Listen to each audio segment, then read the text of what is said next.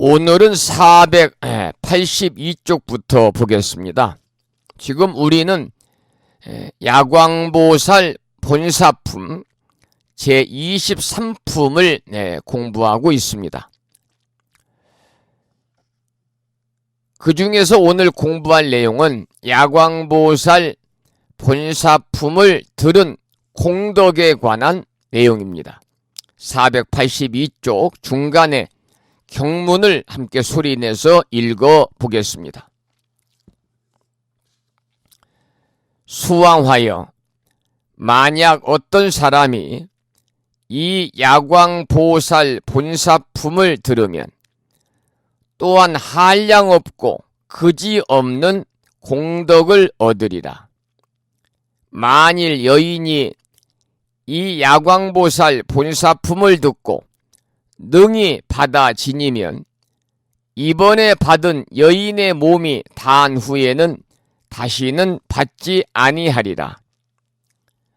만약 열애가 열반한 뒤 후 500년 가운데 어떤 여인이 이 경전을 듣고 말한 대로 수행하면 여기서 명을 마치고는 곧 극락세계의 아미타불이 보살 대중들에게 둘러싸인 곳에 가서 연꽃 속에 있는 보좌 위에 태어나게 되느니라.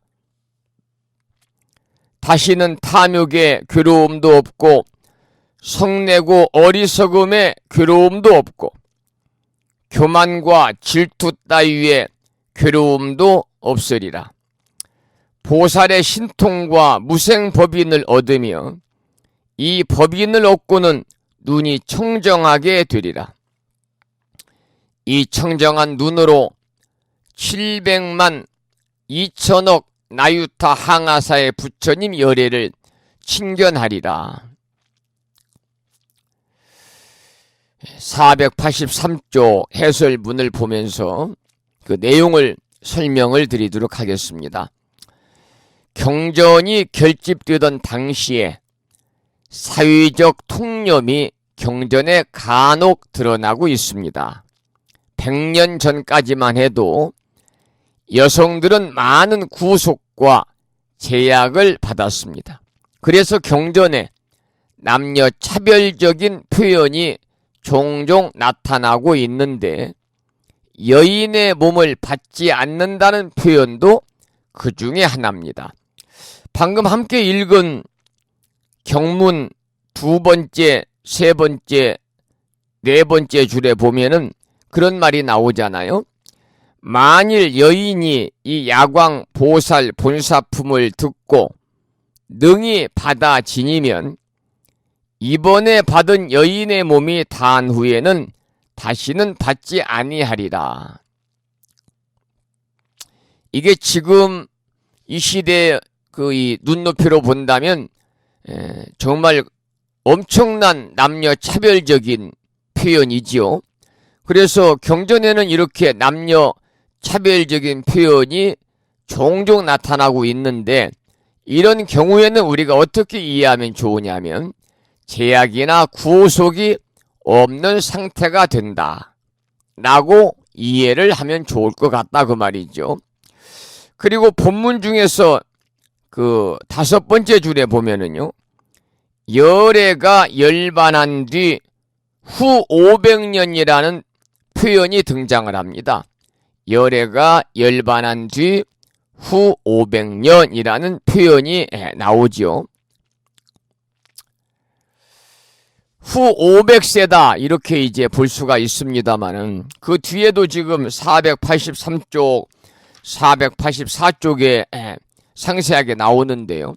먼저 거기를 해설문을 보기 전에 제가 아주 요약해 설명을 드리도록 하겠습니다. 후 500년, 후 500세입니다. 그래서 첫 번째 제1 500세는요. 서가모니 부처님께서 열반에 드신 후에 500세를 말합니다. 열반에 드신 후에 500년을 말합니다. 물론 부처님 제세시를 포함했습니다. 이 시기적으로 보면 BC 1세기까지라고 그럽니다. 이 시대를 무슨 시대라고 그러냐면 해탈 견고의 시대다. 해탈 견고의 시대다. 이렇게 부릅니다. 여러분, 견고라고 하는 말은 완전히 굳어졌다. 완전하게 굳어졌다. 뭐 견고하다 뭐 이렇게 우리가 표현도 하잖아요. 완전하게 굳어졌다, 확실하다 이런 말이거든요. 그래서 해탈이라고 하는 것은 따놓은 당상이다. 누구든지 다 해탈할 수 있는 그런 시기다 그 말입니다. 왜냐하면 부처님의 법력이 많이 살아계시기 때문에 그렇습니다. 이 모든 말씀들도 누가 하느냐에 따라서 또 누가 가르치느냐에 따라서 달라지잖아요. 그러니까 부처님의 법력이 있었기 때문에 누구나 다 해탈했다. 그래서 제1 500세 500년 기간을 우리는 해탈 견고의 시기다 이렇게 말하는 겁니다. 그래서 여러분들 부처님 생일을 통해서도 공부를 했습니다마는 부처님 당시에 주리반 특가처럼 머리가 좀 나쁘다 하더라도 웬만하면 다 깨쳐가지고 깨달음을 얻었거든요. 그래서 부처님께서 이제 열반에 드신 후에 500년을 우리는 뭐라고 그러느냐? 해탈 견고의 시기다 이렇게 말합니다. 어쨌든 제1 500세 때는요.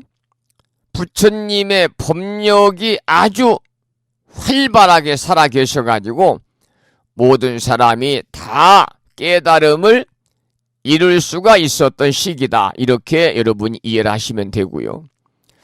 그 다음에 두 번째 500세 시기는 한 4세기쯤까지인데 이 제500세는 해탈을 얻는 사람은 적었지만은 그래도 공부를 하려고 또 참선 기도를 하려고 하는 사람은 많았다 그 말이죠. 그래서 선정 견고 시대다 그래요. 선정이란 말은 내면적인 수행을 하는 것을 선정이라고 그러잖아요. 이 내면적 수행에 매달리려고 하는 사람이 많았다. 그래서 선정 견고 시대다. 이렇게 말합니다. 선정 견고 시대다. 그 다음에 제3 500세는 AD 한 9세기까지가 해당이 된다고 그러는데 이 점점 이제 인쇄술의 발전 등으로 대승경전, 소승경전이 이때 많이 편찬되고 유통이 된 시기입니다. 그러다 보니까 대중들이 경전을 많이 접할 수 있는 시기가 되었겠지요. 그래서 누구든지 부처님 경전 말씀을 원하면 다 읽을 수 있는 그런 여건이 조성이 되게 된 거예요. 그러한 시기를 우리는 다문 견고의 시대다. 이렇게 말합니다. 다문이란 말은 많이 듣는다 이 말이잖아요. 그래서 많이 들을 수 있는 그런 시기가 온 것이죠. 경전 말씀을 많이 보고 듣고 하는 그런 시기가 왔다. 그래서 제3 500세는 다문 견고의 시기다. 그렇게 말합니다. 그러면은 네 번째 제500세는 탑사 견고의 시기입니다. AD 14세기까지라고 그러고요. 이때가 우리 역사로 보면은 당송시대를 지나서 고려시대 때 이때까지 우리나라에도 많은 절들이 지어졌어요. 그리고 많은 탑들이 전 세계적으로 세워진 겁니다. 불교 국가에. 그래서 이 시대를 뭐라고 그러느냐면 탑사 견고의 시기다. 제500, 500세를 얘기하는 거죠. 탑사 견고의 시기. 그 다음에 이제 마지막으로 제500세, 제5 500세가 있는데 제5 500세 기간이 후 500세입니다. 후 500세 기간에는 어떤 일이 벌어지느냐? 우리가 후 500세라고 해서 이 후 500세 이후의 모든 시대를 함께 우리가 통틀어서 말하기도 하는데요. 지금 이 시대를 말합니다. 지금 시대. 이 승가에서 절집의 재산을 가지고 서로 다투고, 스님들이 명예나 권력이나 감투에 신경을 쓰다 보니까 서로 싸우기도 하고, 또 제가불자들 신도들이 올바른 부처님 정법에 따라서 수행하고 기도 정진을 해야 되는데, 올바른 정법으로 수행하고 기도 정진을 하지 아니하고 제가불자들이 서로 모여서 작당하고 패거리를 짓고, 이런 시기를 우리는 투쟁 경고의 시대다 그럽니다. 여러분들 이 매스컴을 통해서 가끔 이런 그 보도가 접하잖아요. 우리나라에 이제 종단들이 많습니다만은 작은 나홀로 종단에서야 일이 벌어져도 언론에 보도가 안 되지만은, 그래도 대표적인 종단에서 그 문제가 생기면은 언론에 이렇게 떠들썩하게 보도가 되는데요. 요즘에는 좀 조용합니다만 몇 년 전만 해도 한때는 굉장히 시끄럽잖아요. 종단 스님들이 서로 그 권력 다툼을 하고요. 그럴 때는 여러분들이 지금 시대가 그렇구나, 지금 시대가 투쟁 경고의 시기라 그렇구나, 이렇게 생각하시면 되는 겁니다. 그래서 제5 500세 부처님의 예언에 따르면 이 제5 500세 기간, 후 500세 기간에는 투쟁 경고의 시기라고 하더니, 그래서 아마 이런 일들이 벌어지는가 보다 이렇게 생각하시고, 물론 이제 그런 상황을 보면은 우리 불자님들은 신심이 좀 떨어지기도 하지만, 신심이 떨어지게 되면요, 이게 나의 문제가 아닌가, 또 이렇게 우리가 생각을 하면서 떨어지려고 하는 신심을 자꾸 여러분들이 좀 증장시킬 수 있도록 노력을 하시면 좋겠다, 그런 말씀을 드리고 싶고, 어쨌든 간에 제5 500세 후 500세 기간이라 할지라도 우리들이 부처님 가르침을 제대로 정법을 우리가 익히고 실천에 옮기면서 여러분들이 수행을 하고, 또 부처님의 가르침대로 우리가 자비행을 실천하고 적선 공덕행을 쌓고 열심히 수행 정진하다 보면은요, 이러한 그 소위 말하면 투쟁 경고의 시대에 살고 있는 우리 불자들이 할지라 얼마든지 크게 깨달을 수 있고, 더 나아가서는 마음의 평온도 유지할 수가 있을 것입니다.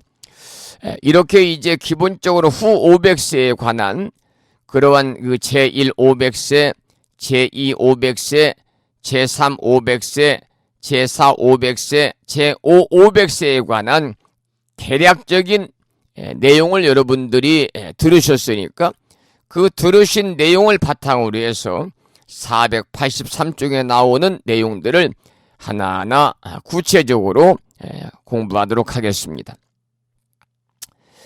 열애가 열반한 뒤 후 500년이라는 표현이 나오잖아요. 만약 열애가 열반한 뒤 후 500년 가운데 어떤 여인이 경전을 듣고 말한 대로 수행하면 여기서 명을 마치고는 곧 극락세계의 아미타불이 보살 대중들에게 둘러싸인 곳에 가서 연꽃 속에 있는 보좌 위에 태어나게 되느니라, 이렇게 경문이 되어 있어요. 이 부처님께서 열반하시고 나서 이제 500년 정도가 지나자 불법의 근본에서 멀어지게 되었고, 결국은 이것을 극복하기 위해서 당시 대승불교 운동이 일어나게 됩니다. 그런 연유로 불교에서는 500년을 기점으로 불법의 성쇠가 일어난다고 생각하게 되었는데, 이것을 500년, 오견고다 그렇게 말합니다. 서가모니 부처님께서 인멸하시고 나서 첫 500년 동안은 해탈견고의 시대다. 조금 전에 우리가 공부했죠. 제1 500세 해탈견고의 시대다 그랬습니다. 이때는 부처님의 정법이 성해가지고 해탈하는 사람들이 많았던 시대입니다. 조금 전에 말씀을 드린 것처럼 누구든지 다 해탈할 수 있는 그런 시기였습니다. 심지어 부처님 당시에는 주리반 특가처럼 머리가 나쁜 수행자들도 다 웬만하면 깨쳤거든요. 그래서 이 시기를 해탈견고의 시기다 그렇게 말합니다. 이때는 부처님의 정법이 성해서 해탈하는 사람이 많은 시대인데 불교 역사를 볼 때 이 시기에 마음의 해탈을 얻은 분들이 가장 많았다고 그럽니다. 두 번째, 제2 500세는 조금 전에 설명을 드린 것처럼 선정경고의 시대입니다. 선정을 닦는 이가 많아서 불법이 계속되는 시대다 그 말이죠.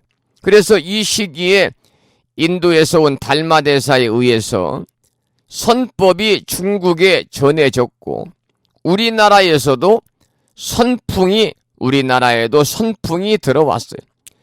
그래서 지금 우리나라에서 지금 동안거 기간입니다마는 크고 작은 선원에서 약 2,000명 이상의 수자들이 3개월 동안 산문박 출입을 금하고 오로지 해탈을 위해서, 깨달음을 위해서 이렇게 용맹정진을 하고 있잖아요. 이러한 우리나라에 선풍이 들어온 시기도 바로 이 시대다 그 말입니다. 제2 500세에 들어온 거지요. 내면적인 수행에 정진하는 그러한 수행자들이 많았던 시기가 제2 500세 선정경고의 시대입니다. 그 다음에 세 번째는 제3 500세예요. 이때는 이제 아까도 제가 말씀을 드린 것처럼 다문 견고의 시대다. 그래서 이 부처님 경전을 수지 독송하고 배우는 사람이 많은 시대가 바로 이제 다문 견고의 시대입니다.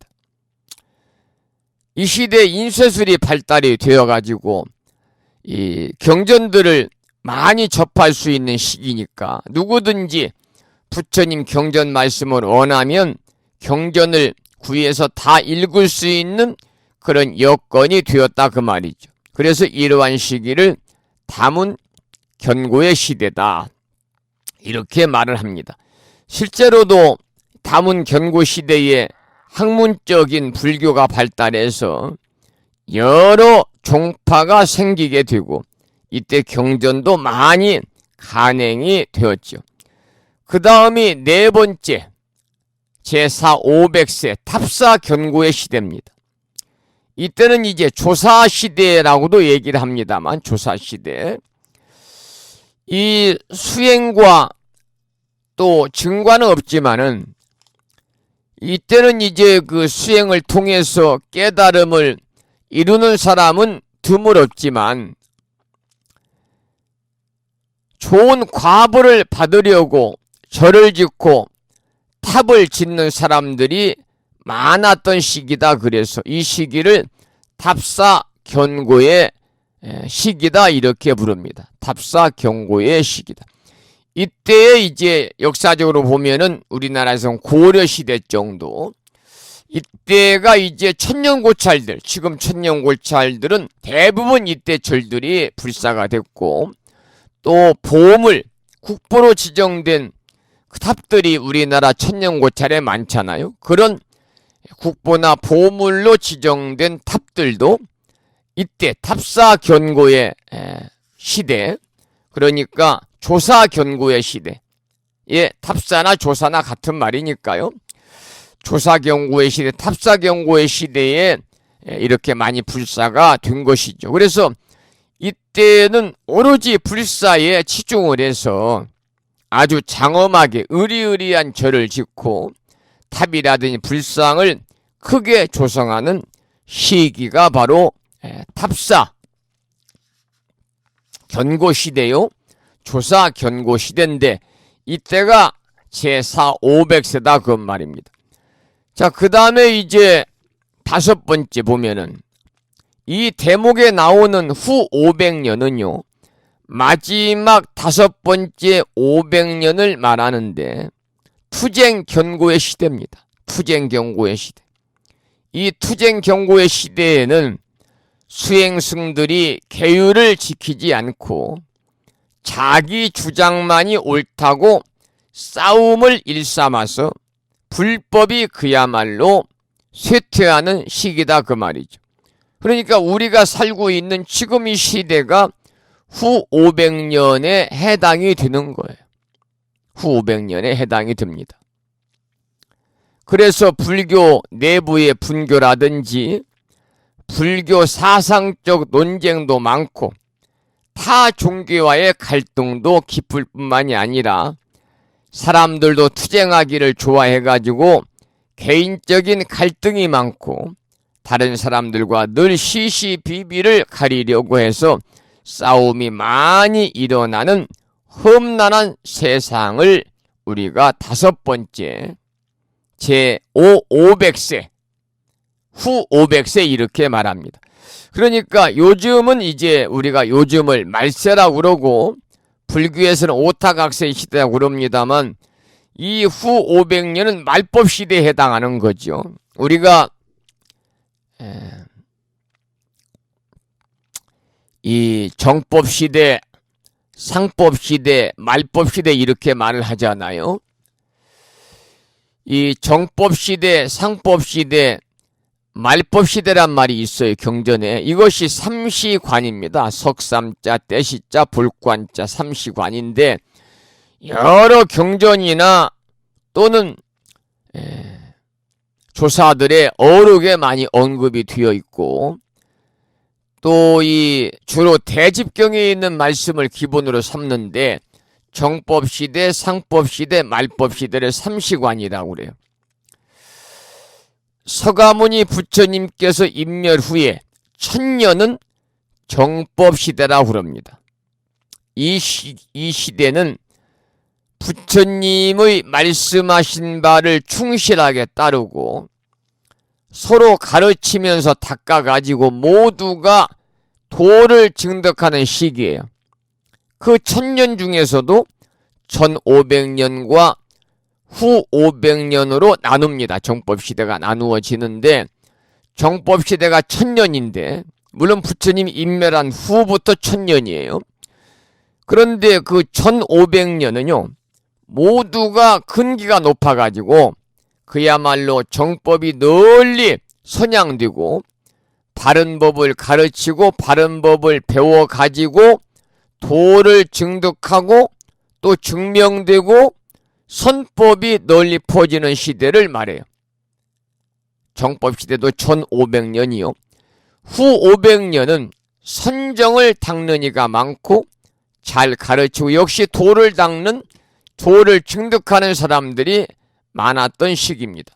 그것이 이제 아까 제가 책에도 나오고 설명을 드렸던 것처럼 이렇게 해탈견구의 시대고 선정경구의 시대까지가 바로 정법시대에 해당이 됩니다.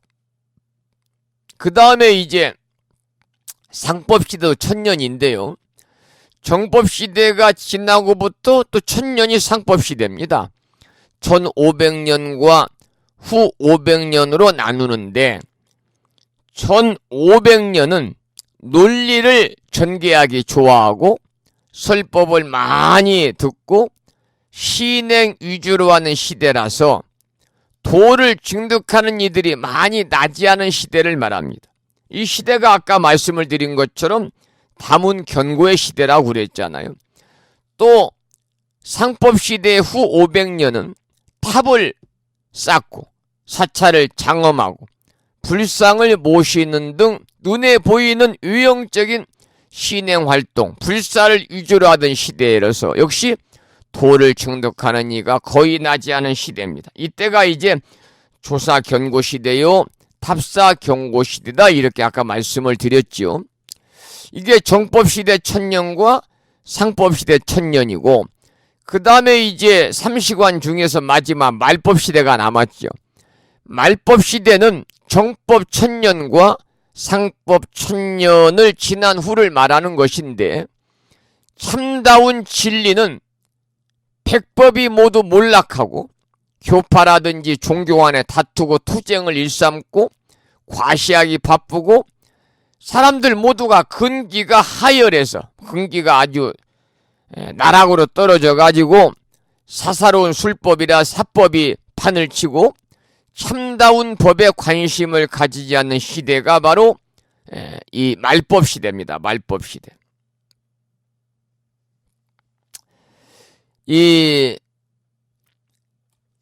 그러니까 지금 우리가 살고 있는 이 시대가 말법 시대다 이렇게 말을 해야 되겠죠. 그래서 경전의 말씀대로 말법 시대는요, 바른 법을 닦고 배우기보다는 기복을 좋아하고 사법, 사수를 좋아하고 이 사람들이 혼돈스러워 가지고 무지와 사견으로 쓸데없는 이론을 앞세우고 영혼을 혼탁게 하는 시대다 이렇게 봐야 되겠습니다.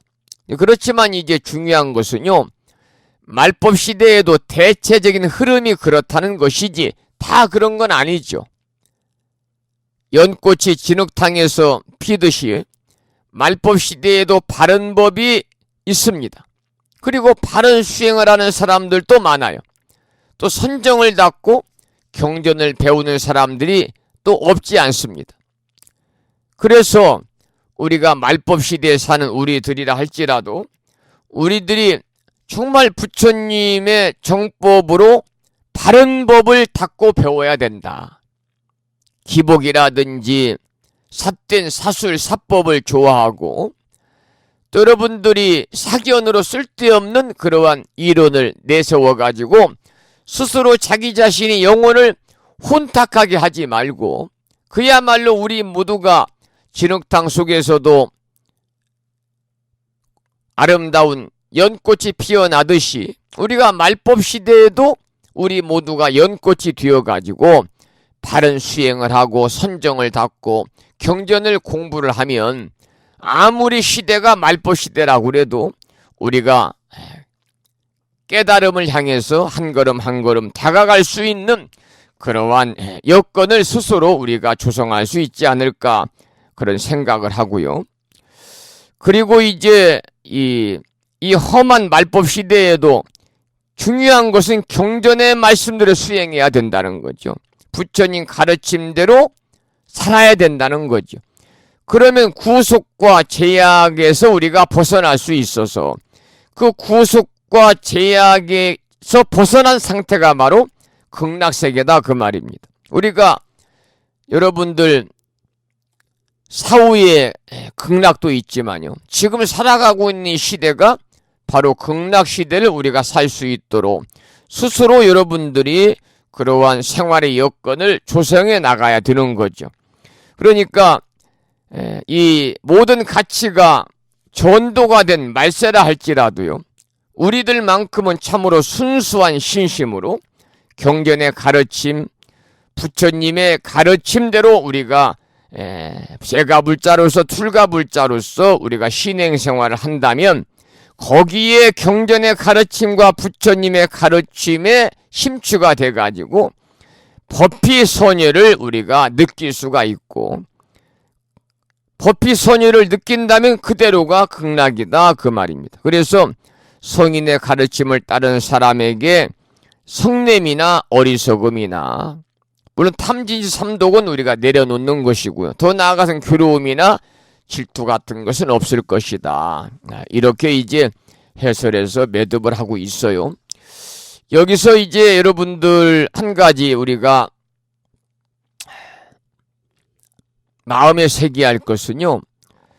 이렇게 후 제500세, 후 500세 기간, 흔히 말하는 오타각세의 시대, 부처님이 말씀하신 정법시대, 상법시대, 말법시대 중에서 지금 우리가 살아가고 있는 이 시기가 말법시대라고 해도 여러분들이 경전의 말씀을 받아들이고 마음에 새겨서 경전의 말씀대로만 우리가 살아가면은 얼마든지 이 말법시대에도 정말 우리가 훌륭한 그런 불자로서의 참다운 삶을 통해서 깨달음을 향해서 우리가 한 걸음 한 걸음 다가갈 수 있는 그러한 계기가 조성이 될 것이다. 이제 그런 말씀을 드리겠습니다.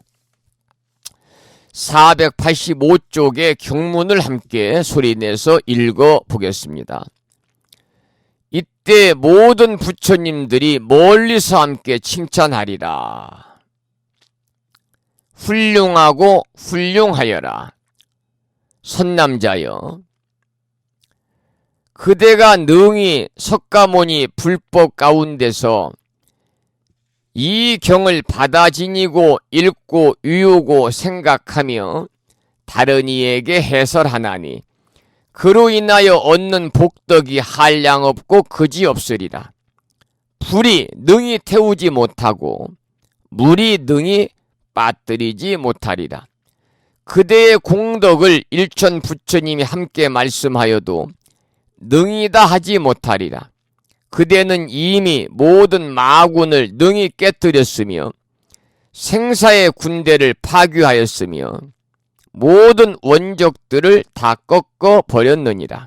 선남자여, 백천의 부처님들이 신통의 힘으로 그대를 수호하나니 일체 모든 세간의 천신과 사람들 중에 그대와 같은 이가 없느니라. 오직 열애를 제외하고는 여러 성문이나 벽지불이나 내지 보살의 지혜와 선정으로 그대와 같은 이가 없느니라. 수왕하여 이 보살이 이와 같은 공덕과 지혜의 힘을 성취하였느니라. 만약 어떤 사람이 이 야광보살 본사품을 듣고 능히 따라 기뻐하고 찬탄하는 이가 있으면 이 사람은 이 세상에 있으면서 입에서 청년화 향기가 항상 나고 몸에서는 모공마다 우두 전단 향기가 항상 나리라. 그가 얻는 공덕은 위에서 말한 것과 같으니라 그랬습니다. 여기 보면은 그 네 번째 줄에 불이 능히 태우지 못하고 물이 능히 빠뜨리지 못하리라. 그대의 공덕을 일천 부처님이 함께 말씀하여도 능히다 하지 못하리라. 이런 표현이 나옵니다만 여기서 이제 불이 능히 태우지 못한다 그랬는데 이때 불은요, 분노의 불길을 얘기합니다. 진심을 얘기하는 것이고요. 물이 능히 빠뜨리지 못한다. 그래. 물이라고 하는 것은 바로 탐욕의 강물, 탐욕의 강물, 탐심을 얘기하는 겁니다. 그래서 특히 이제 우리가 지금 공부하고 있는 법화경의 가르침을 익히고 실천하는 이 법화 행자들은 탐진치 삼독의 침해를 받지 않고 온갖 복덕을 다 받고 지혜와 선정이 열애에 조금 미치지 못할 뿐이다 그랬는데요. 그러기 위해서는 우리가 이 경전만 수지 독송한다고 그런 게 아니고 경전을 수지 독송함으로 인해서 여기에 나오는 법화경의 정신을 여러분들이 꼭 마음에 새기고 이 법화행자로서의 올바른 가치관을 가지고 살아나갈 때 탐진치 삼독의 침해를 받지 않고 온갖 복덕을 다 받는 것이지, 여러분들이 겉으로만 이렇게 법화행자처럼 겉으로만 여러분들이 행동을 하고 진짜 마음속에서는 이 법화경의 이 핵심적인 가르침의 마음을 우리가 실천으로 옮기지 않는다면은 이 탐진치 삼독의 침해를 받을 수밖에 없고 온갖 복덕을 다 받을 수 없는 거지요. 그래서 중요한 것은 우리가 법화경 가르침을 이렇게 실천하게 되면은 그 자신의 가치관이나 자신의 그 마음이 전부 다 탁한 마음들이 청정심, 본래의 불심, 본래의 본성자리가 드러나고 이 탁한 마음이 깨끗한 마음으로 정화되기 때문에 우리들이 살아가면서 입으로는 부드럽고 법다운 말을 하게 되니까 향기로운 것이고 또 몸으로는 우리들이 보살행을 실천하기 때문에 또한 위에 말한 것처럼 청년화라든지 또는 우두 전단 향기가 이렇게 나는 것처럼 항상 우리가 향기롭다 이런 말씀이죠. 이 수왕화여 이 보살은 이와 같은 공덕과 지혜의 힘을 성취하였느니라. 만약 어떤 사람이 야광보살 본사품을 듣고 우리가 지금 야광보살 본사품을 공부하고 있잖아요. 만약 어떤 사람이 야광보살 본사품을 듣고 능히 따라 기뻐하고 찬탄하는 이가 있으면 이 사람은 이 세상에 있으면서 입에서 청년화 푸른 연꽃의 향기가 항상 나고 몸에서는 모공 땅구멍마다 우두 전난 향기가 항상 나리라. 그러니까 중요한 것은요, 우리가 법화의 가르침을 실천하는 동안에 실천하게 되면은 그 사람이 정화된다는 거죠. 정화가 되게 되면 입으로는 부드럽고 법다운 말을 하기 때문에 향기롭고요.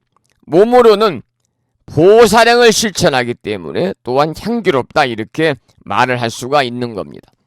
487쪽의 경문을 함께 읽어보겠습니다.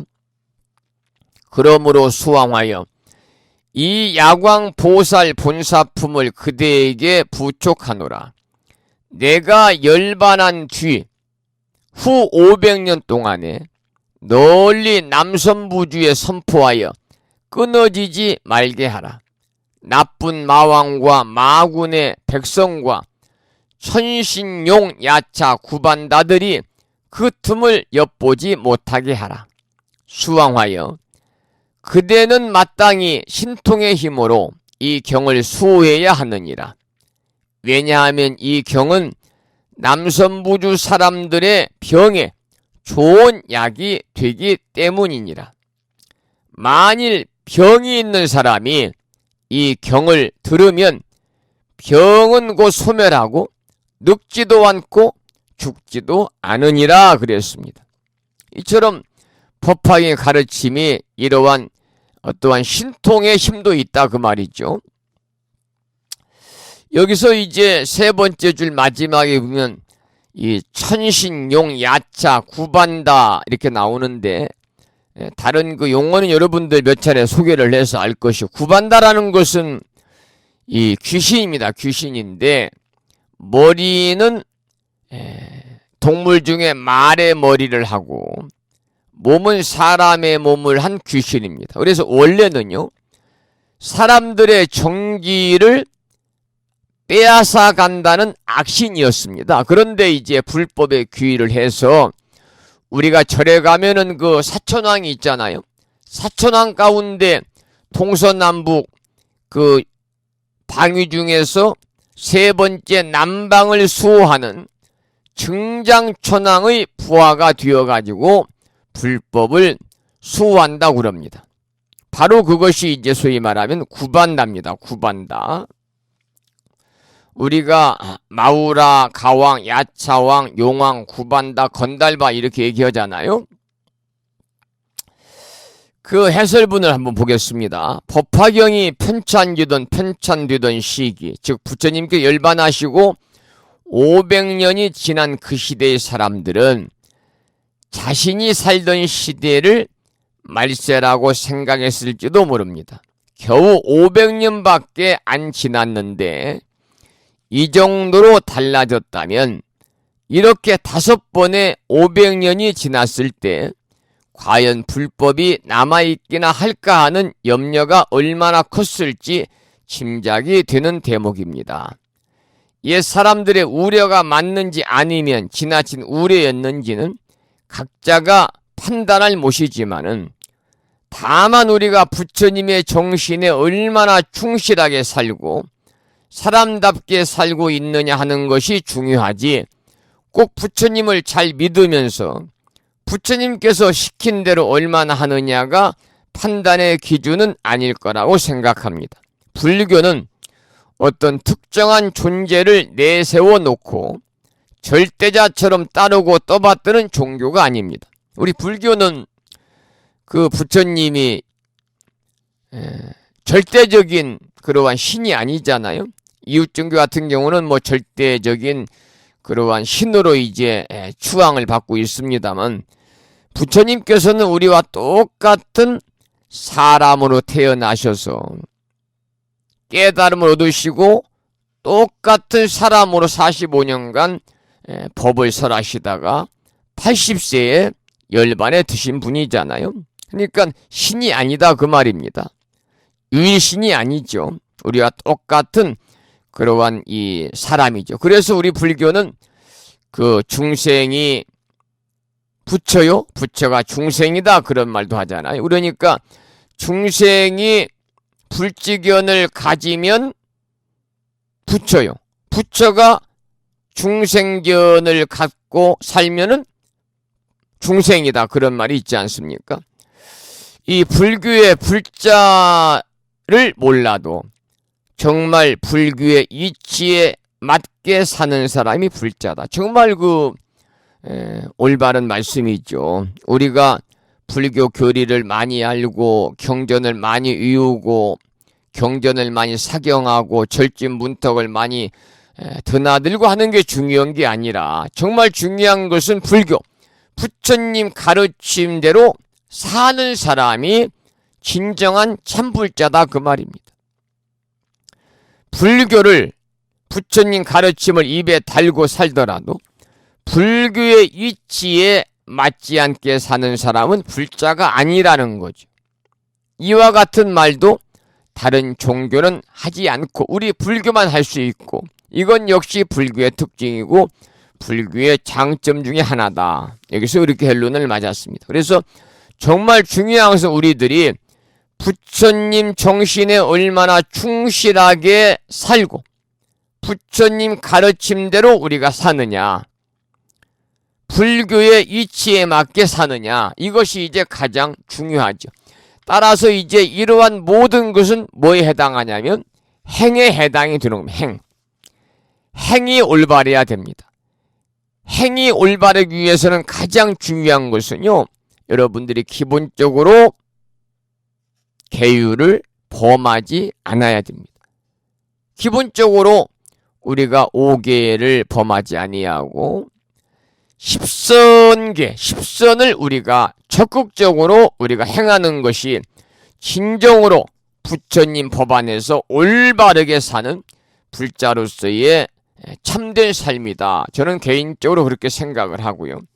특히 이제 제가 불자인 법우님들도 행이 중요하지만 저처럼 출가한 승려들은 더욱더 중요한 것은요, 행입니다. 행.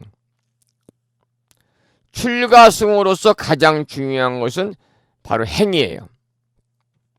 스님들이 특히 이제 막행막식하지 아니하고 계율을 지키고 제가 불자들에게 법문하는 것은 꼭 자신이 지키면서 책임질 수 있는 그런 가치관으로 살아야 되는데, 그렇지 못한 분들이 많이 계시거든요.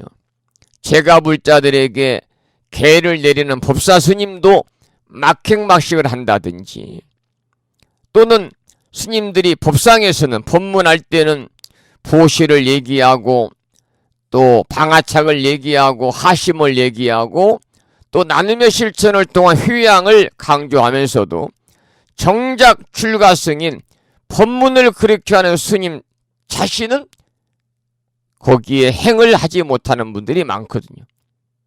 그러니까 말과 행동이 일치하지 않는, 괴리가 있는 그러한 삶을 사는 것은요, 물론 일반인들한테도 문제가 있지만 특히 출가한 스님들에게는 또 제가 불자들에게도 커다란 중요한 덕목이다, 이렇게 저는 생각을 하기 때문에 이 시간 함께하고 계신 우리 법우님들께서도 막행막식을 하지 마시고요.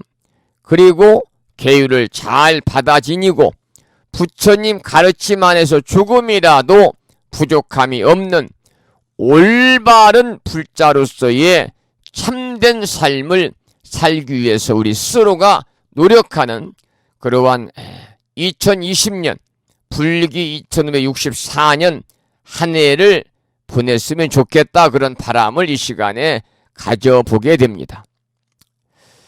우리가 이제 이 바람일행을 많이 이야기합니다. 바람일행. 특히 이제 제가불자들도 역시 바람일행을 많이 강조하고, 특히 대승불교권에서는 그 수행의 지침이 또 이제 이 바람일행이잖아요. 그래서 이 계율을 잘 지켜야 되는 거예요. 제가불자든 출가불자든 계율을 잘 지켜야 됩니다. 오늘 불심사에 저녁 때입니다. 오후에. 이건 저녁 때는 아니고 오후 한 3시 정도 됐는데요. 거사님 한 분이 오셨어요. 그런데 이 거사님이 가끔 이따금 한 번씩 불심사에 들리세요. 이 불심사가 충청남 보령시 웅천읍이거든요. 그래서 웅천읍 팥줄수에 근무하는 이 경찰 공무원이세요.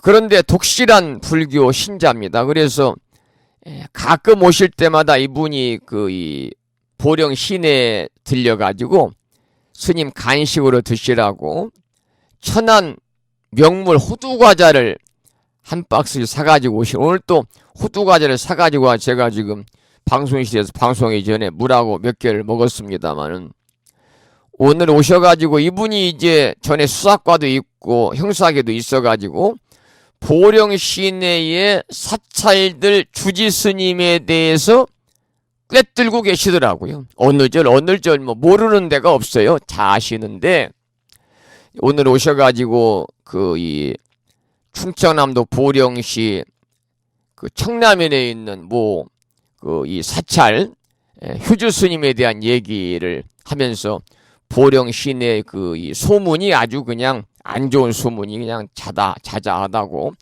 이렇게 말씀하시면서 참 그런 스님들이 계셔서 안타깝다, 그런 말씀을 하고 가시대요. 구체적인 내용은 이 여러분들 SBS 궁금한 이야기 Y에 나왔으니까 한번 지금 재방송으로 보시면 무슨 말씀인지는 알겠고, 또 제 입으로 또 자꾸 말하기가 좀 이 불편한 말씀이라 제가 말씀은 줄이겠습니다만은, 어쨌든 간에 우리가 이 음주식육입니다. 이 술을 먹고 고기를 먹고 하는 막행막식, 이건 바람일이 아니라는. 그러니까 스님들이 계율을 지켜야 할 스님들이 드러내놓고 음주식육을 하고 끼견을 하고, 이것이 막행막식이거든요. 그러므로 인해서 계율의식을 무너뜨리고, 자칫하면 이것이 자신에게만 끝나는 게 아니라 후대 수행자들로 하여금 답습하게 하는 엄청난 과오를 짓는 일이거든요. 그래서 특히 이제 스님들은요, 제가불자들보다도 더욱더 출가승들은 막행막식은 전혀 하지 않아야 된다. 이것이야말로 바람일이 아니다. 이제 그런 말씀을 다시 드리고, 또 제가불자 우리 법인들께서도 그렇습니다. 우리가 5가지 계율을 잘 여러분들이 범하지 아니하고 10가지의 십선, 우리가 시박의 반대가 십선이니까요.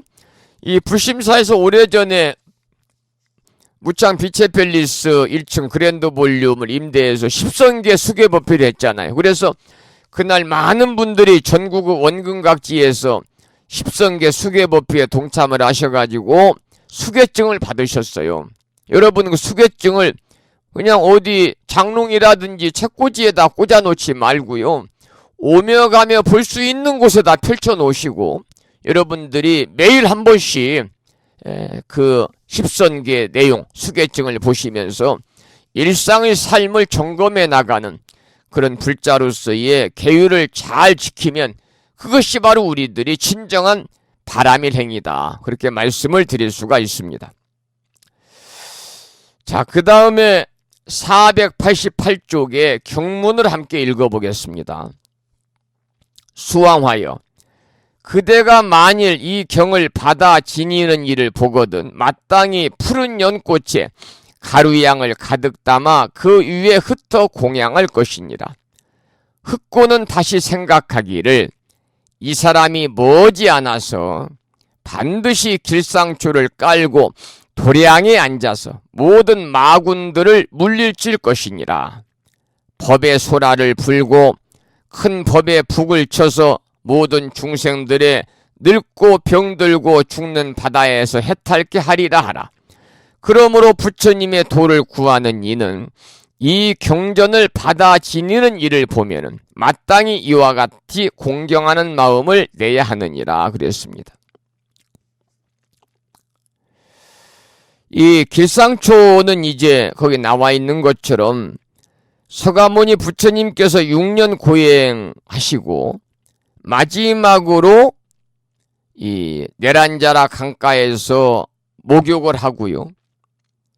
그리고 내란자라 강가에서 서가모니 부처님이 몸을 깨끗이 씻을 때까지도 부처님은 고행했던 그 뼈가 드러날 정도의 그러한 아주 열악한 그러한 신체 구조를 가지고 있었죠. 그것이 바로 부처님 고행상이잖아요. 그리고 모든 기운이 다 이렇게 내려앉았을 때 수자타 여인이 정성스럽게 끓여준 그러한 이 우유에다가 쌀가루를 넣고 만든 그러한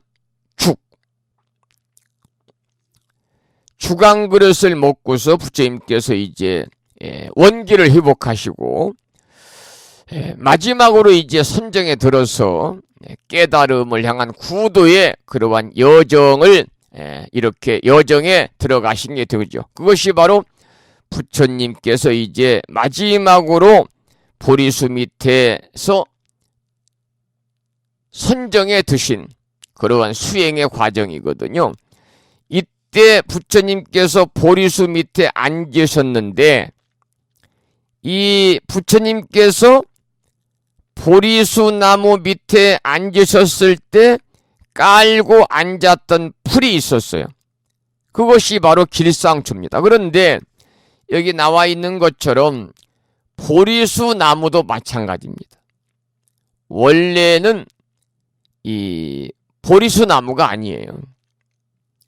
부처님께서 그 보리수 나무 아래에서 깨달음을 얻었다 그래서 그 나무가 깨달음의 나무라는 뜻에서 보리수라고 이렇게 명명이 되었고, 부처님이 선정에 드실 때 명상에 드실 때 앉아 계셨던 풀도 사실은 길상초가 아닌데 원래는 부처님께서 그 풀 위에 앉으셔가지고 성도하시고 깨달음을 얻고 정각을 이루셨기 때문에 그때부터 부처님이 앉았던 그 풀을 길할 길자 상스러울 상자를 써서 길하고 상스러운 풀이다 그래서 길상이다 이렇게 붙여가지고 길상초 이렇게 부르고 있는 거죠.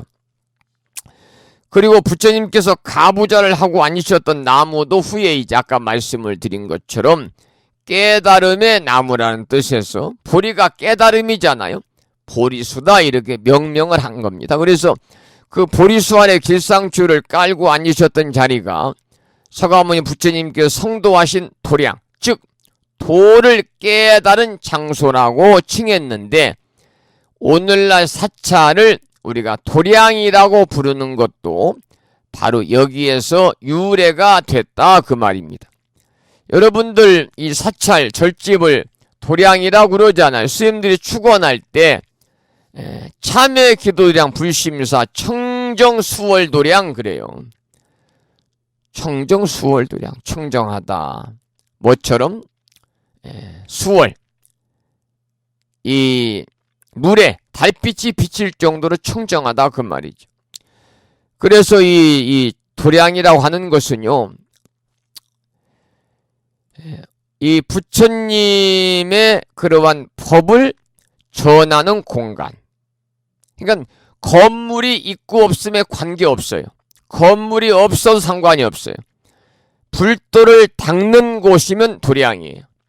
그래서 우리가 자비도량이라고도 하고 수륙제를 지나는 곳은 수륙도량이라고 하고 그러잖아요. 그래서 또 법당에서 이루어지는 법회를 또 도량이라고 하고, 그러니까 도량이라고 하는 것은 그 안에 건물이 있고 없음에 상관이 없이 불도를 닦는 곳, 부처님의 가르침을 전하는 곳이면 모두가 도량인데요. 길도자에다가 마당장자를 쓰잖아요.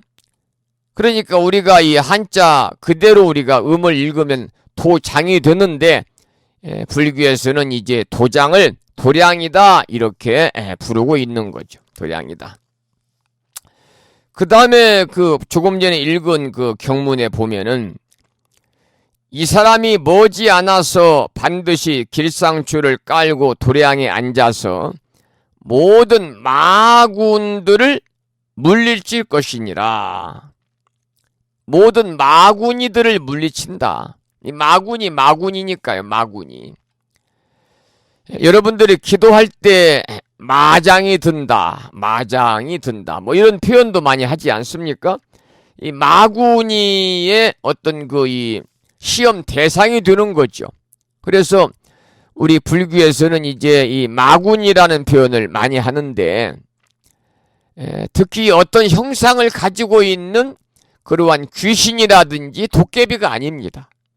여러분 이걸 확실히 아셔야 돼요. 마군이 그러면 어떤 형상을 가지고 있는 귀신이나 도깨비가 아니라 그야말로 우리들 마음속에서 일어나는 온갖 번뇌를 말하는 겁니다.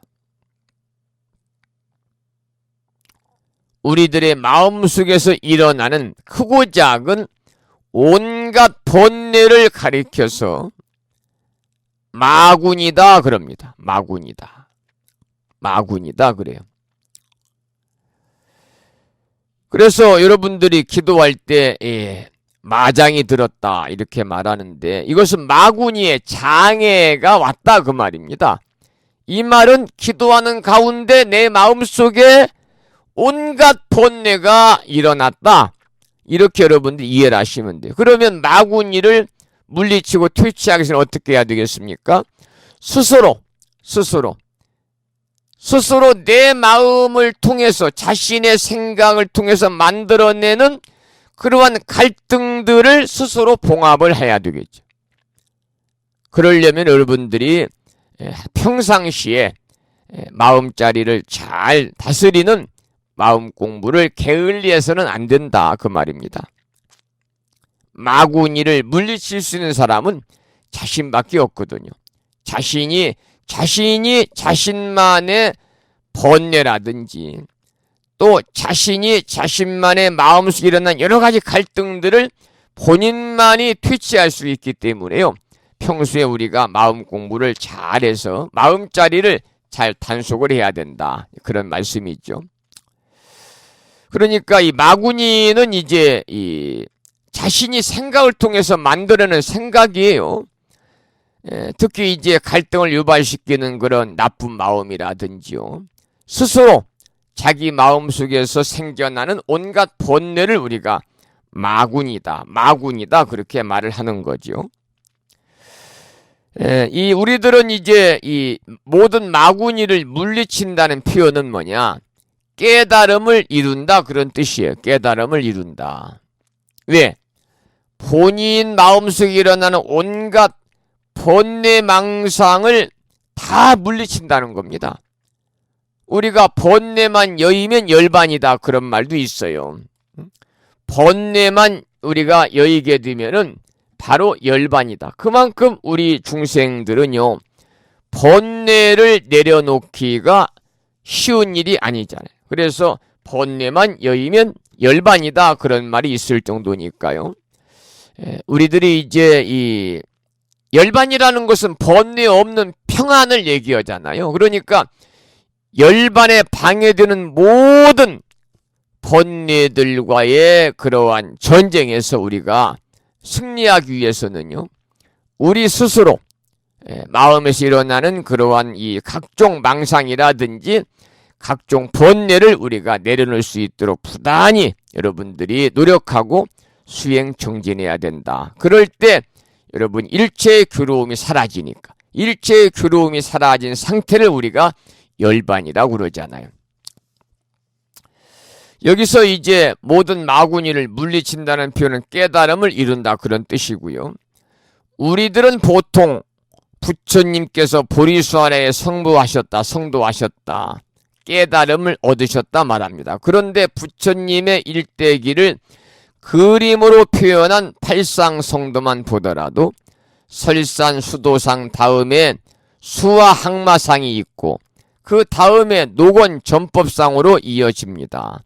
수와 성도상이라고 하지 아니하고 수와 항마상, 즉 보리수 아래에서 마군을 물리치는 모습이라고 표현하고 있습니다. 그래서 길상줄을 깔고 도량에 앉아서 모든 마구니를 물리친다는 것은 석가모니 부처님과 같이 깨달음을 이루게 될 것이라는 뜻입니다. 여기까지 이제 함께 경문 공부하고 해설문을 소개를 드렸는데, 그 내용 중에서 보면은 석가모니 부처님의 일대기를 그림으로 표현한 팔상성도가 나와요.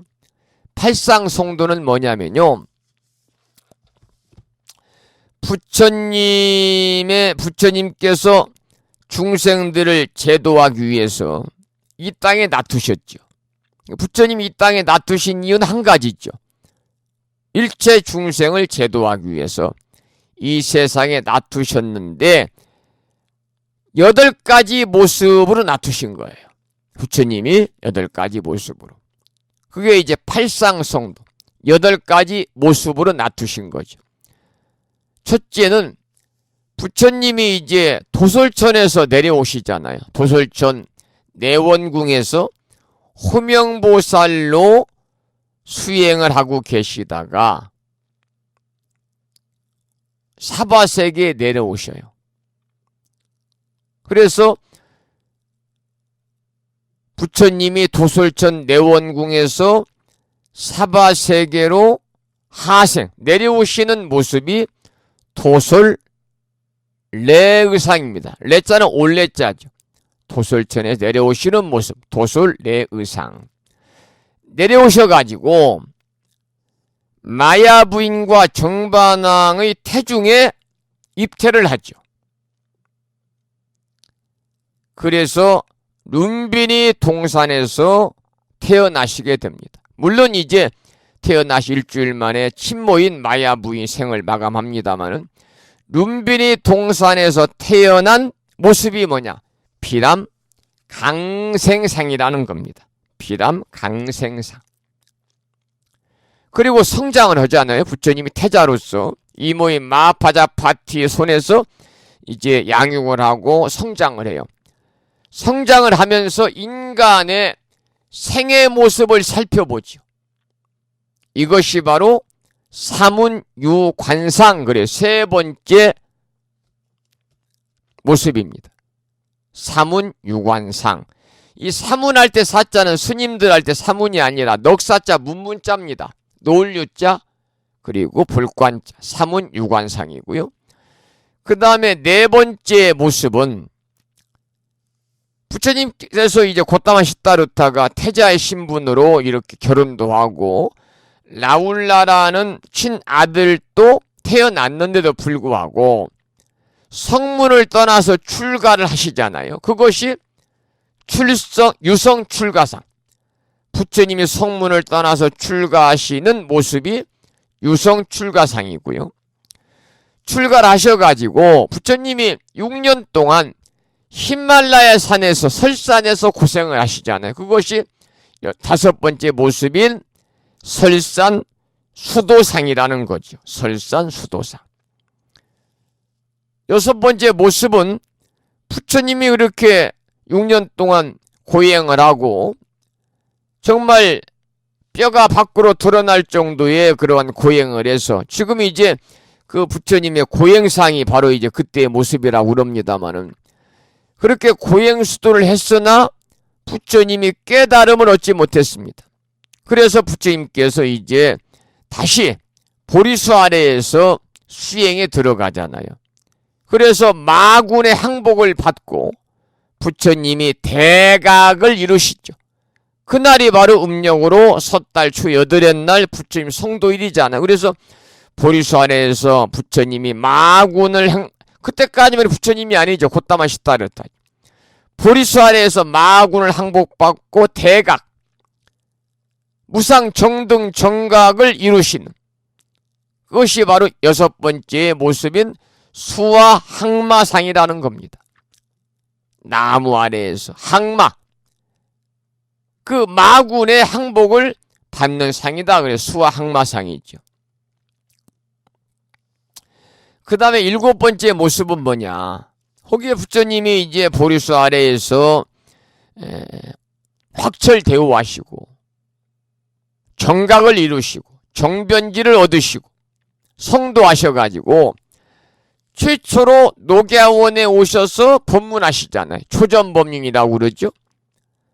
고진멸도 사성제와 중도에 관한 법을 설하시잖아요. 그래서 7번째 모습은 녹야원에 오셔서 법문하시는 녹원 전법상이 7번째 모습입니다.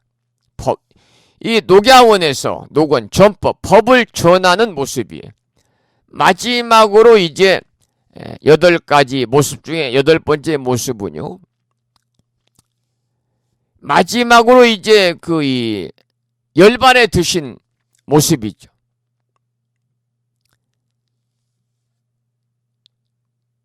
마지막으로 열반에 드신 모습 쌍님 사라나무 숲에서 마지막 열반에 드시는 모습을 우리는 쌍님 열반상이다 그렇게 얘기하거든요. 이것이 바로 부처님께서 중생들을 제도하기 위해서 이 땅에 놔두신 8가지 모습인데 이것을 우리 불교에서는 뭐라고 그러느냐? 팔상성도다 그럽니다. 여러분들 부처님 생애를 공부하신 분들은 전부 자세히 공부를 해서 기억에 있으실 것으로 믿고요. 마지막으로 489쪽 제일 아래부터 경문을 소리내서 읽어보겠습니다. 이 야광 보살 본사품을 설하실 때에 84,000 보살들이 모든 중생들의 말을 다하는 다란이를 얻었습니다. 다보열에는 보탑 가운데서 수왕화 보살을 찬탄하였습니다. 훌륭하고 훌륭하여라 수왕하여 그대는 불가사의한 공덕을 성취하였느니라. 능히 서가모니 부처님에게 이런 일을 물어서 한량없는 모든 중생을 이익해 하였느니라. 이제 경문에 보면은 이 야광보살 본사품을 설하실 때 84,000 보살들이 모든 중생들의 말을 다 아는 다란이를 얻었다 그랬어요. 다란이를 얻었다. 여러분들 이 다란이라고 하는 것은 바로 이제 이 진언 중에서도 조금 긴 진언이 있잖아요. 그래서 우리가 이 진언을 가리키는 불교 용어인데 이 의미는 지혜, 삼매 이런 뜻을 가지고 있다고 그래요. 특히 이제 우리 불교에서는 이 진언 부처님의 참된 말씀이죠. 참 말씀이 이 길이가 짧은 것은 진언이라고 그러고 긴 것은 다란이라고 그럽니다. 그럼 보편적으로 다란이를 우리가 진언도 그렇습니다만은 대부분 산스크리트어로 되어 있잖아요. 그래서 번역 없이 우리가 그냥 외우는 진언을 가리켜서 이제 다란이다 그러고 대표적인 다란이 기도할 때 우리가 다란이 기도하면 천수다란이를 얘기하죠. 신묘장구 대다란이 천수다란이를 우리는 보편적으로 다란이다 이렇게 말하고 다란이 기도 그러면 이 신묘장구 대다란이의 그러한 이 천수다란이를 우리가 보편적으로 이야기를 하게 되는 거죠. 이 서가모니 부처님이 설하는 법화경의 진리성은 다보 부처님의 출현을 통해서 인정을 받게 되고요. 그리고 법화경의 가르침을 실천하는 법화행자의 모델로서 야광보살을 드러낸 우리가 오늘 공부한 수왕화 보살의 공덕을 다시 다보 부처님께서 인정을 해주고 계시는 겁니다. 그래서 수왕화 보살이 우리가 지금까지 경문을 통해서 우리가 공부한 것처럼 서가모니 부처님께 야광보살의 일을 물었기 때문에 한량없는 중생들에게 이익이 돌아가게 되었던 것이죠. 우리가 문답을 하는 자리에서 제대로 질문만 하여도 여러 사람들에게 큰 소득이 생기게 되죠. 주제에 어긋나는 엉뚱한 질문을 한다든지 주관하는 사람의 말을 알아듣지 못하거나 하면은 참석한 다른 사람들의 시간도 허비하게 되는 것입니다. 그러나 필요할 때 전곡을 찌르는 질문을 하면은 많은 사람들에게 커다란 도움이 될 수 있는 것처럼 그런 연유로 수왕화 보살이 많은 칭찬을 이 대목에서 받게 받았죠. 오늘 우리가 이제 여기까지 공부한 내용은 법화경 제23품 야광보살 본사품을 공부를 했습니다. 이제 남은 이 법화경 공부가 많지는 않습니다만 대략적으로 제가 계산을 해보니까요. 오늘 공부를 마치면 1월 달에 3번 수요일이 들어있고 2월 달 들어서 4번 수요일이 들어있어서 앞으로 7번 1, 2월 달에 수업하는 날이 있습니다만은 2월 수요일 2월 넷째 주까지 공부를 해가지고 이제 종강이 안 되면 3월 첫째 주나 둘째 주까지도 계속해서 수업을 하겠습니다. 왜냐하면 어차피 졸업식이 3월 28일 날 3월 마지막 주 토요일로 결정이 됐고 제가 홈페이지에 카페에다 올렸습니다마는 졸업식을 거행할 장소 때문에요. 무창포 비체팰리스 1층 그랜드 볼륨의 임대 문제가 여의치가 않아서 3월 마지막 주 토요일 3월 28일 오전 11시부터 졸업식을 하는 걸로 제가 계약을 했습니다. 그래서 졸업식이 3월 말이니까요. 3월 마지막 주 토요일이니까 2월까지 공부를 해서 진도가 끝나지 않으면 3월 달에도 계속해서 수업을 하겠습니다. 이제 그런 말씀을 드리겠습니다. 오늘 또 이 공부하는 도중에 제가 몇 차례 강조해서 말씀을 드렸습니다마는 중요한 것은요. 우리 불자로서 중요한 것은 아무리 이 시대가 오탁악세 시대고 또 말법 시대라 할지라도 바른 법이 없지는 않거든요. 바른 법이 있어요. 또 바른 수행을 하는 사람들이 없지 않습니다. 바른 수행을 하는 사람들도 많습니다. 바로 여러분들 같은 분들입니다. 그래서 이 말법 시대에도 여러분이나 저나 바른 정법을 가지고 올바른 수행을 하자.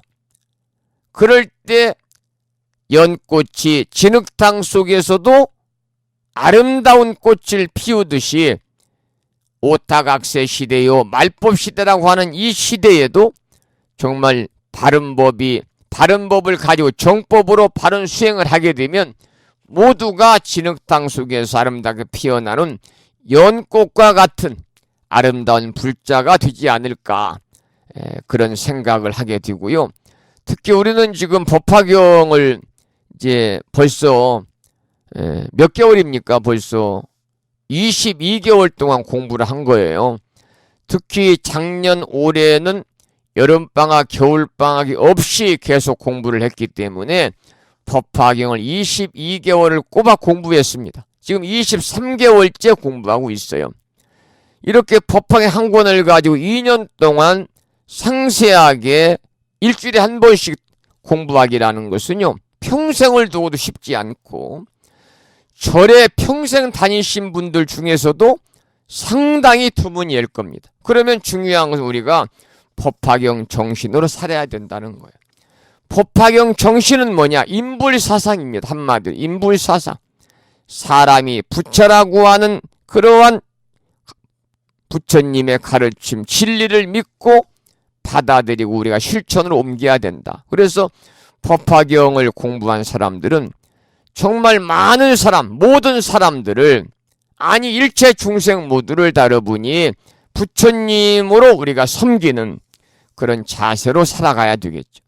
그러면 이 시대가 평안하고, 가정이 평온하고, 사회가 평안하고, 이 나라가 편하고, 이 세상이 아름다운 세상이 되지 않겠습니까? 그 중에 내가 조금만 역할이라도 할 수 있는 거니까요. 삶의 커다란 보람도 느끼지 않을까, 그런 생각을 하면서 오늘 이제 정법시대, 상법시대, 말법시대도 공부를 했고, 또 정법시대도 500년 단위로 나눠지고, 상법시대도 500년 단위로 나눠지고, 말법시대도 500년 단위로 나누어지는데, 금년이 불기 2564년이기 때문에 역시 이제 우리가 말법시대에도 마지막에 접어들고 있는 거예요.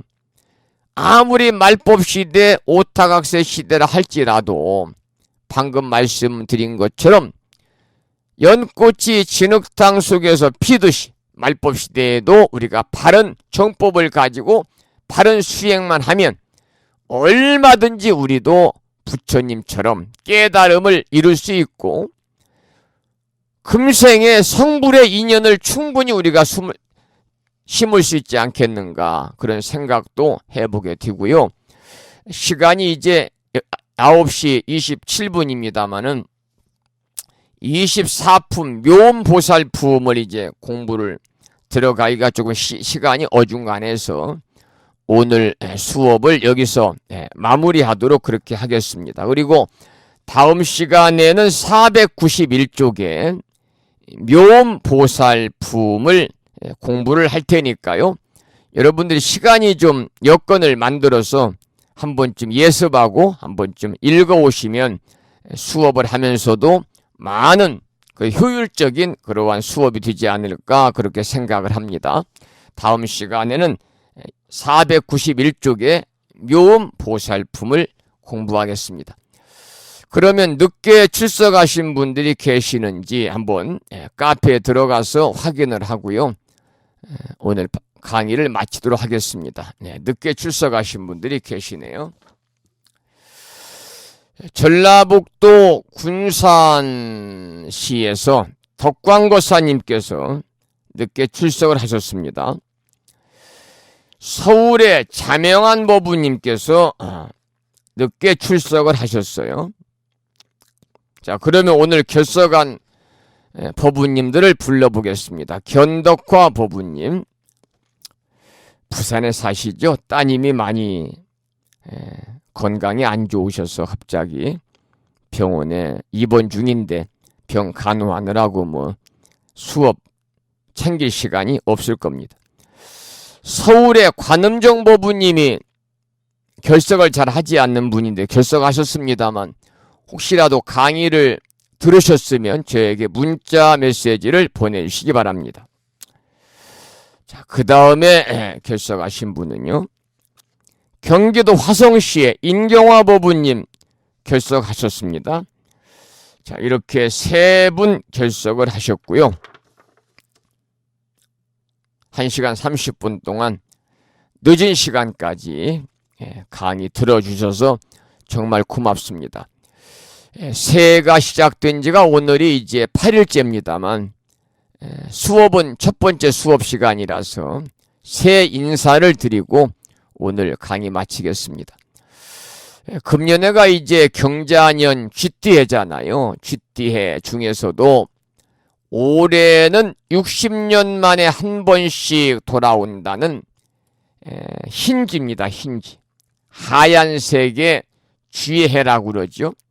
그리고 풍요를 상징하고, 또 쥐는 원래 다산과 다복을 상징합니다마는 우리 불교에서는 쥐를 어떻게 보냐면 지혜롭고 상서로운 동물로 봅니다. 그래서 여러분들 금년에는 불자로서의 그러한 지혜로운 삶을 사시면서 좀 더 풍요로운 그러한 마음과 풍요로운 또 정신, 풍요로운 외적인 모든 일들이 마음과 뜻대로 이루어짐으로 인해서 보다 행복한 일상의 삶이 되시기를 기원을 드리고, 또 불보살님의 무량한 가피는 물론이거니와 이제 조금 있으면은 다가오는 25일 날이 설날이잖아요. 그래서 그때가 음력으로 이제 정월달이니까 절집에서는 아직도 음력으로 모든 기도를 하지 않습니까? 그래서 전국의 크고 작은 사찰들이 대부분 음력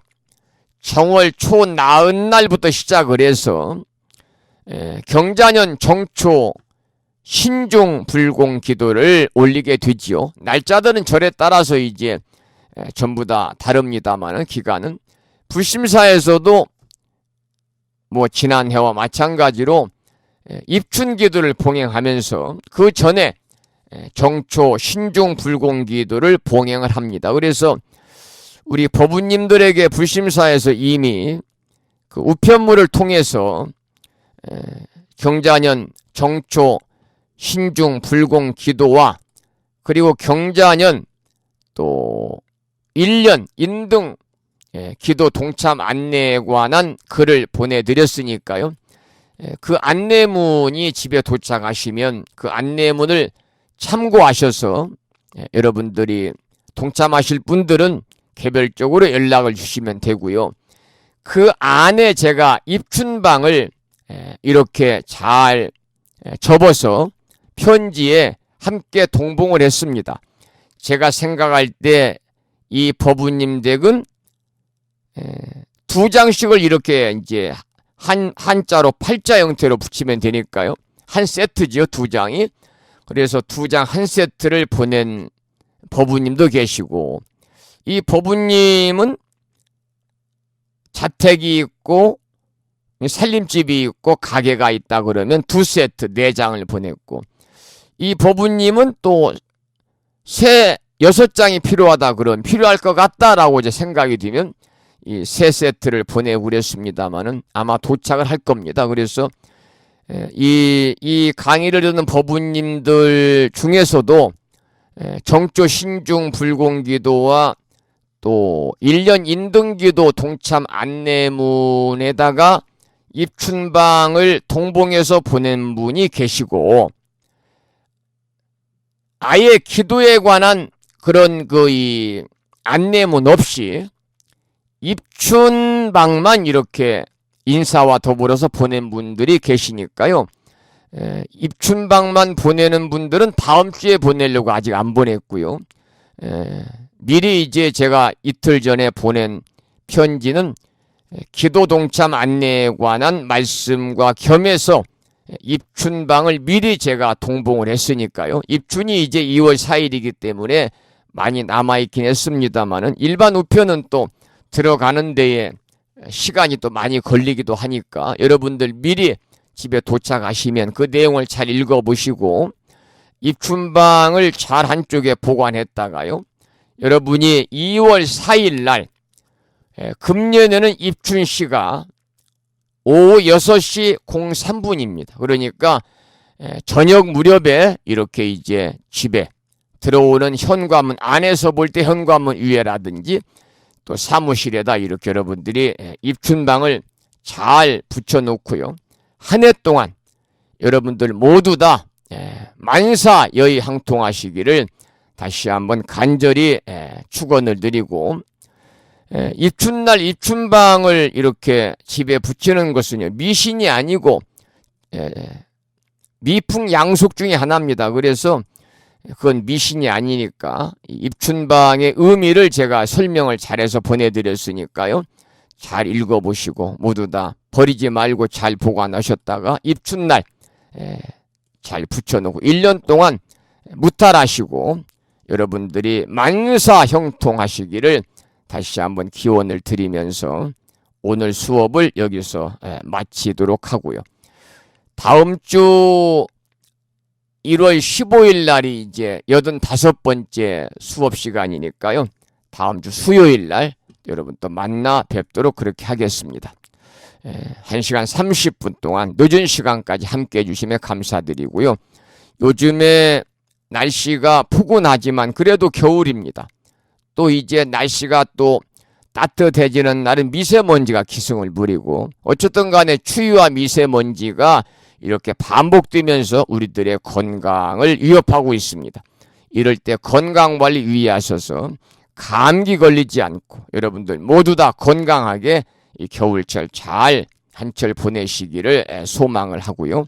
편안한 밤 되시기 바랍니다. 지금까지 무창포 불기대학 불심사에서 진어 성종이었습니다.